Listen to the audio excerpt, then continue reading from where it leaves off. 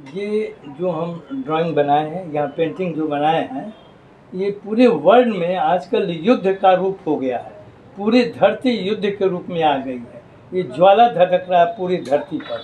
हो सकता है कि परमाणु छूटने के बाद हर देश परमाणु बम बनाया हुआ, अगर वो छूट जाए तो पूरी पृथ्वी नष्ट हो जाएगी।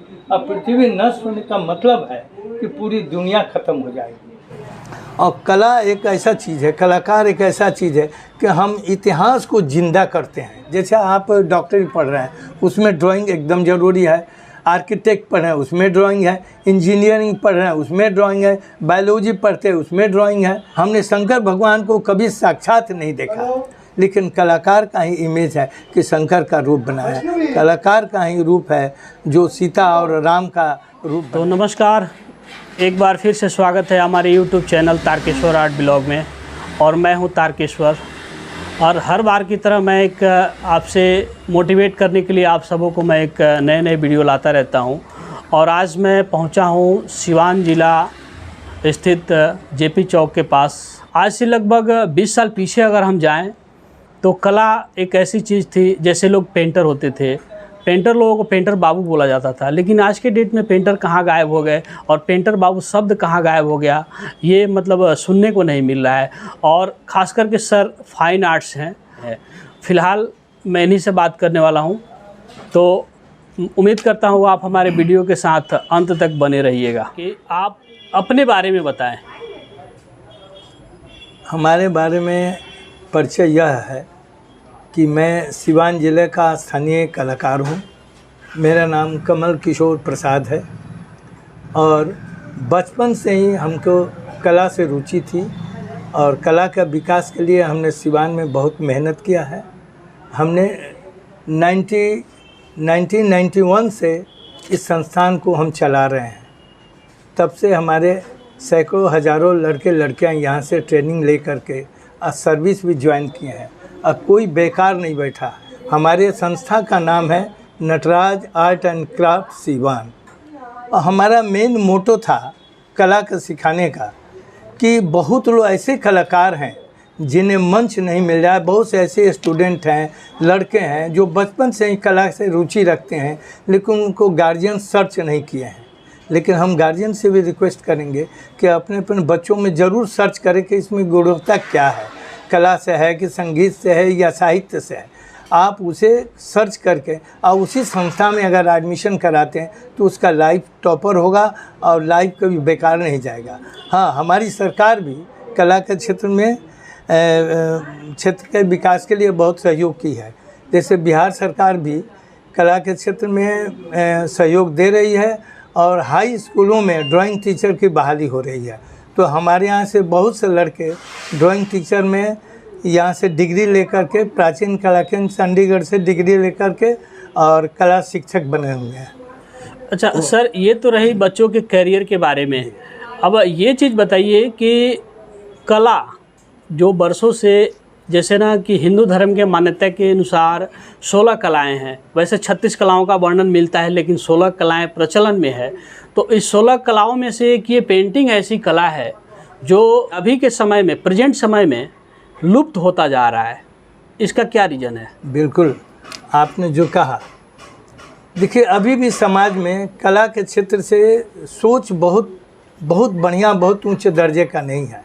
मैं आपको बताऊं, जो लड़का बचपन से ही कुछ आर्ट का काम करता है तो उसको लोग पेंटर में गिनते हैं। जो संगीत वगैरह कुछ गीत गाता है तो आम आदमी कुछ ऐसे लोग जो नचनिया बजनिया में गिन देते हैं। लेकिन नहीं, ये तो एक गॉड गिफ्ट है, ईश्वरीय देन है। ये सबको कला नहीं मिलती है, ये ईश्वरीय देन है। जैसे आप बहुत से आप फिल्मी दुनिया के कलाकारों को देखें, आप लता मंगेशकर को देखिए, उनके पास गॉड गिफ्ट था, वो वर्ल्ड फेमस एक गायिका थी। तो इस तरह कला को सर्च करना चाहिए और कला समाज के लिए इज्जत प्रतिष्ठा बढ़ाती है। और कला एक ऐसा चीज़ है, कलाकार एक ऐसा चीज़ है कि हम इतिहास को जिंदा करते हैं। सपोज कीजिए मोहनजोदड़ो सिंधु घाटी की सभ्यताओं में जो चित्र बनाए गए हैं, उनसे हम उसके इतिहास को, उसके समाज को, उसके आर्थिक व्यवस्था, उसका पहनावा ओढ़ावा सब हम उनसे पता चलाते हैं। अच्छा तो कलाकार का यही रूप है। आपको नहीं लगता कि जितने आज के डेट में कलाकार हैं, जो पुराने, जैसे आपके एज से लेके अभी तक के बीच में जो कलाकार हैं, वो कोई ना कोई फुटपाथ पे पड़ा है, कोई फुटपाथ पे अपना दुकान चला रहा है, लेकिन उसको एक अच्छा सा रहने का कोई वो नहीं है, फिर भी वो कलाकार में गिनती में आता है। लेकिन उसके रहन सहन, जो आचार विचार है, कहीं ना कहीं अगर पेंटिंग में सक्सेस नहीं हुआ, कलाकार को जो मान सम्मान इज्जत मिलना चाहिए वो उसको नहीं मिला, और वो पीने का आदी हो गया। इस तरह से फुटपाथ पे वो मतलब ऐसे मर रहा है जैसे कि लावारिस है। बहुत से ऐसे कलाकार हैं जो बचपन से रुचि है, लेकिन उनकी आर्थिक व्यवस्था सही नहीं है। हाँ। वो एक अच्छा सा प्लेटफॉर्म दे नहीं पाते हैं। जैसे बहुत से पेंटर लोग हैं जो अपने कला को जाहिर करते हैं, समाज में इज्जत से अपना पेंटिंग वगैरह करके कमाते हैं। हाँ। लेकिन उनके अंदर और भी कलाएं हैं, वो विकसित नहीं हो पाती है। तो हम सरकार से भी रिक्वेस्ट करेंगे, प्रार्थना करेंगे कि कला के क्षेत्र में हमारा बिहार पीछे नहीं है, हर स्टेट से ही आगे है। लेकिन हम सरकार से आवेदन रिक्वेस्ट करेंगे कि उन कलाकारों को खोज करके और मंच पर लाएं, उन्हें भी आर्थिक व्यवस्था को सुदृढ़ करने का मौका दें। तो फिर देखिए आपके कलाकार एक से एक काम करेंगे। ये बिहार के कलाकार, हमारे यहाँ कलाकार हर क्षेत्र में आगे हैं। फिल्मी दुनिया से लेकर और जितने भी अच्छे अच्छे मंच मिले हैं वो अपना कला प्रदर्शित किए हैं। तो कलाकारों की कमी नहीं है, बस मंच चाहिए और सरकार को भी थोड़ा इस पर ध्यान दें। तो हम लोग आज से 20 साल पीछे अगर हम जाएं तो बहुत से लोग अपने लड़के को पेंटर के पास, किसी आर्टिस्ट के पास रखने के लिए लाते थे, रिक्वेस्ट करते थे कि मेरे बच्चे को रख लीजिए, मेरे बच्चे को रख लीजिए। लेकिन आज के डेट में कोई पेंटर को पूछता नहीं है, कोई अपने बच्चे को मतलब क्या बोलते हैं, दुकान तक, स्टोर तक लाता नहीं है उसको कि हमारे बच्चे को रख लीजिए। आज ऐसा कोई रिक्वेस्ट नहीं मिलता है गार्जियन की तरफ से। ऐसे गार्जियन को आप क्या कहना चाहेंगे? देखिए, हम पहले ही बताए हैं आपको कि कला क्षेत्र की परिभाषा बहुत से गार्जियन अभी लोग नहीं समझ पाए हैं।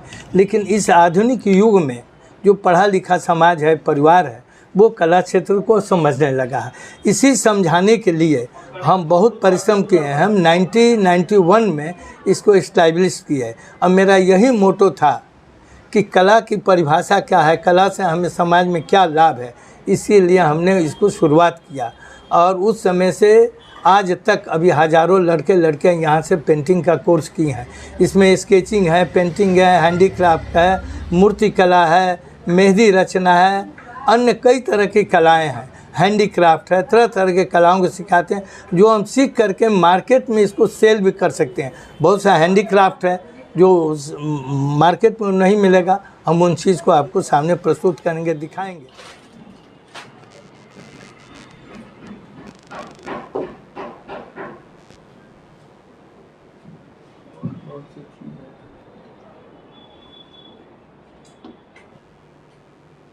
हम अपने संस्थान में पेंटिंग और चित्रकला के साथ साथ हम हस्तकला भी सिखाते हैं बच्चे छात्र छात्राओं को।